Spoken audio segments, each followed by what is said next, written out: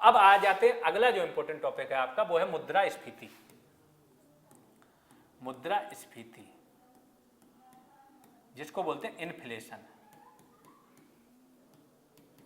और हिंदी में बोलो तो महंगाई। क्या होती है? वस्तुओं के सामान्य मूल्य स्तर में लगातार वृद्धि। वस्तुओं के सामान्य मूल्य स्तर में लगातार वृद्धि अगर हो, उसको बोलते हैं मुद्रास्फीति। इंग्लिश में कोट है, too much money for too few goods. ये हो गया मुद्रास्फीति। अब मुद्रास्फीति कितने प्रकार की होती है ये भी तो देखना पड़ेगा, है ना। प्लस इसका प्रभाव क्या पड़ता है, इसको देख लेते हैं। मुद्रास्फीति का प्रभाव पड़ता है आपका कि देखो, मुद्रास्फीति एक लिमिट में रहे तो देश की वृद्धि के लिए बहुत जरूरी है। अगर कीमतें स्थिर रह जाएं तो क्या होगा? कीमतें अगर स्थिर रह जाएं तो जो उत्पादक हैं, जो फैक्ट्री वाले हैं, बनाने वाले हैं, वो क्या करें, उनके पास कोई मोटिवेशन ही नहीं रहेगा उत्पादन बढ़ाने का।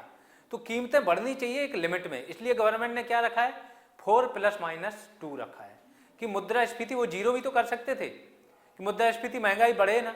महंगाई नहीं बढ़ेगी तो देश का विकास नहीं होगा, रोजगार नहीं बढ़ेंगे और देश में क्या मंदी आ जाएगी। तो महंगाई लगातार बढ़ते रहना जरूरी, लेकिन एक लिमिट के अंदर महंगाई बढ़े तो वो देश के लिए जरूरी है।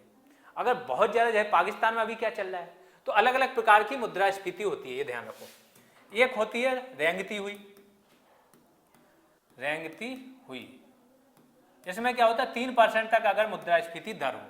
दूसरी होती है चलती हुई,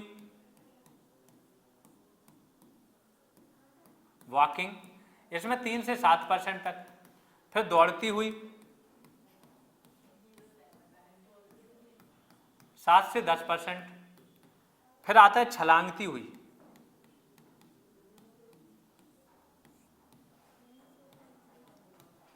10% से ऊपर। और फिर एस्केप,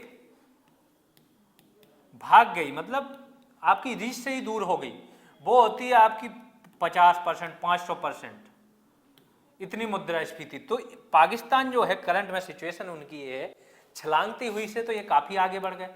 मुद्रास्फीति यहाँ पे 28% से ज्यादा हो चुकी है। अब ये जा रहे हैं कि इनकी पहुंच से दूर होने वाली है मुद्रास्फीति। अब ये आगे चलेंगे तो पता चले यहाँ पे 5000% मुद्रास्फीति। जैसे जिम्बाब्वे में बहुत ज्यादा मुद्रास्फीति चल रही, वहां पे लोग बोरों में भर के सामान लेके आते हैं, तब उनको थोड़े से फल या सब्जियां मिलती हैं। तो मुद्रास्फीति का ये रोल रहता है। मुद्रास्फीति के बारे में एक वक्र है, फिलिप्स वक्र, इन्होंने दिया कि जब जब मुद्रास्फीति रहती है, इन्होंने बोला कि मुद्रास्फीति जब जब रही, ऊंची रही, तब तब क्या हुआ, रोजगार या बेरोजगारी जिसको बोलो, बेरोजगारी कम रही।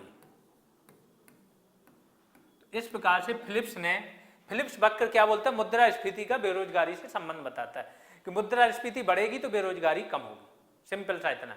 लेकिन हर टाइम ये काम नहीं करता है, क्योंकि अगर मूल्य जनित मुद्रास्फीति हो तो ये चीज काम नहीं करेगी। तो ये हो गया।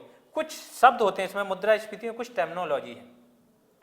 टर्मिनोलॉजी में क्या होता है, एक होता है इन्फ्लेशन जिसको बोलते हैं मुद्रास्फीति, बता ही दिया, सामान्य मूल्य स्तर में वृद्धि हो। दूसरा होता है डिसइन्फ्लेशन, इसको बोलते हैं अस्फीति।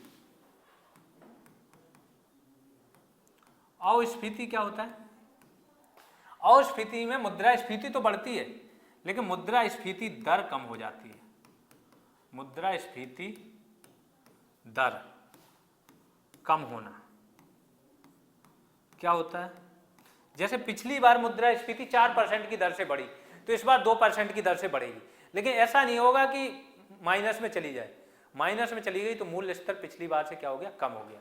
अगर पॉजिटिव में रही तो मूल्य स्तर क्या होगा, पिछली बार से ज्यादा ही रहेगा। तो ये हो गया अवस्फीति। फिर होता है एक तीसरा डिफ्लेशन।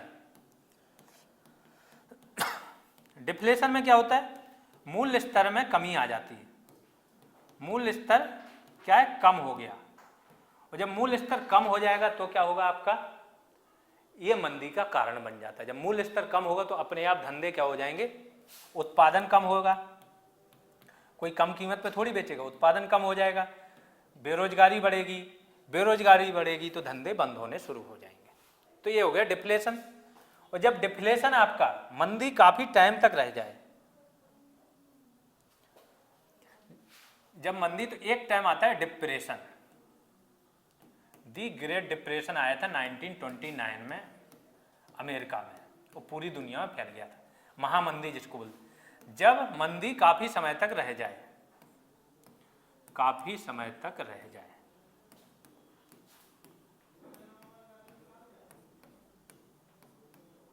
तो इसको बोलते हैं डिप्रेशन। इसके बाद एक टाइम आता है रिफ्लेशन, कि मंदी से उबरते हुए क्या, मंदी से उबरते हुए वृद्धि दर, वृद्धि दर में क्या है, बढ़ोतरी।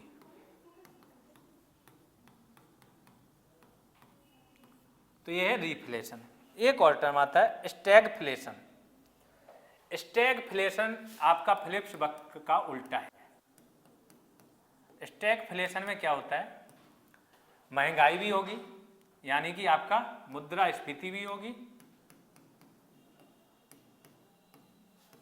मुद्रास्फीति भी हाई होगी आपकी, प्लस मंदी भी होगी, मंदी भी होगी। इसके बाद आपका क्या होगा, बेरोजगारी भी हाई होगी, बेरोजगारी हाई, मंदी हाई, मुद्रास्फीति तीनों एक साथ मिल जाए, इसको बोलते हैं स्टैगफ्लेशन।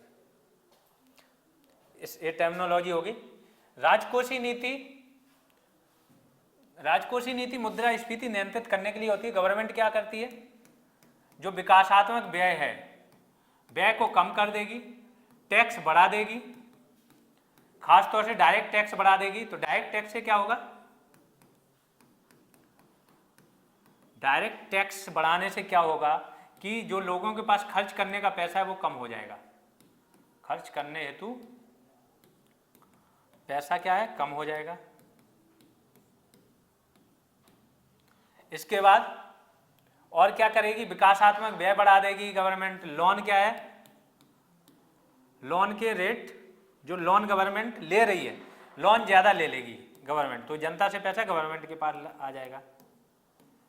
तो ये राजकोषीय नीति के पार्ट हैं। ये किस लिए करती है, अगर गवर्नमेंट को अपने हिसाब से क्या करना है, मुद्रास्फीति कम करनी है। और गवर्नमेंट क्या कर सकती है, आयात बढ़ा सकती है, सस्ती वस्तुओं का आयात हो गया तो मुद्रास्फीति अपने आप कम होगी। निर्यात पर रोक लगा सकती है या निर्यात कम कर सकती है, इसको आयात यहाँ बढ़ाना हो जाएगा। तो ये गवर्नर राजकोषीय नीति के पार्ट हो गए कि राजकोषीय नीति में सब्सिडी दे सकती है गवर्नमेंट मुद्रास्फीति को वो करने।